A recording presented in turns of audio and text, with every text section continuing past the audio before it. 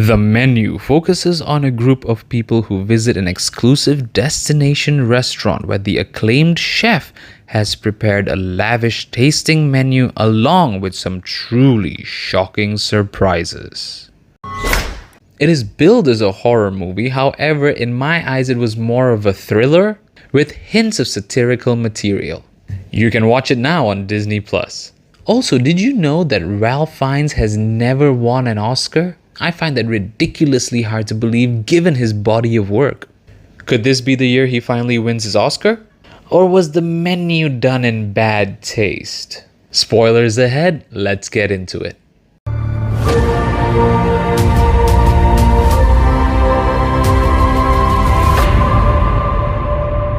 If you enjoyed this episode and all the other content I've been putting out lately, please do subscribe. The menu starts off pretty straightforward, right? We're introduced to our two main characters in Anya Taylor-Joy and Nicholas Hoult. They show us the dynamics between these two and their newly formed romantic relationship. But there's something quite not right here between the two of them. We are also briefly introduced to a group of 3 Wall Street bros, an older couple, a fading movie star and his assistant, along with a food critic and her magazine editor.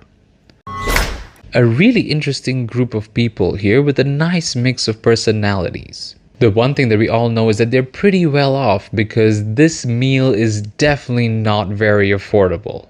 As we land onto the island, we are greeted by a host played eerily well by Hong Chau.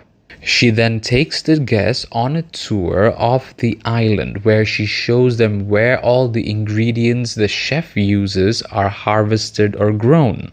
The milieu here is quite fantastic as we move from the beach towards the restaurant. The contrast of the dead woods on the black sandy beach to the lush green fields with goats roaming through them, and then finally to the restaurant with floor to high windows and a massive open kitchen.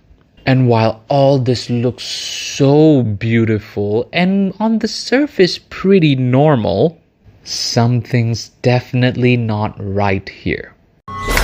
The staff's expressions, the way they conduct themselves and the way they interact with guests, something's off.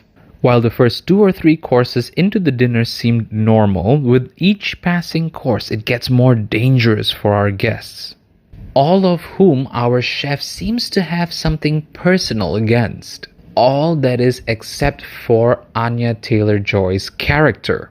It seems Nicholas Hoult was supposed to bring his girlfriend along for the dining experience. However, they had just broken up. So he decided to pay an escort to accompany him for this dining experience. And here is where things start ramping up, right? A sous chef commits suicide as part of the dining experience. And then we learn that all the guests have been handpicked by the chef to be there that night, and that basically none of them will get out alive, staff included. The twists and turns that go on are truly fascinating, and the atmosphere that was built up from the first act will literally have you on the edge of your seat throughout it all. The performances from the menacing Ralph Fiennes and the ever-amazing Anya Taylor-Joy to the charismatic fanboy Nicholas Hoult and the narcissistic aging actor played by John Leguizamo. This ensemble cast is truly fantastic. The Menu is one of the best movies I've seen come out of 2022, and it's mind-blowing. It walks the line between art house theater and popcorn fun without actually stepping foot in either camp. The way it weaves the thriller genre to some truly dark humor was near perfection. There were some truly laugh out loud moments, yet immediately after you get this resounding sense of guilt for laughing at that particular joke. A truly entertaining movie throughout. Also, did you crave for a cheeseburger after that? Have you seen The Menu? What did you think of it? Share your thoughts in the comments below.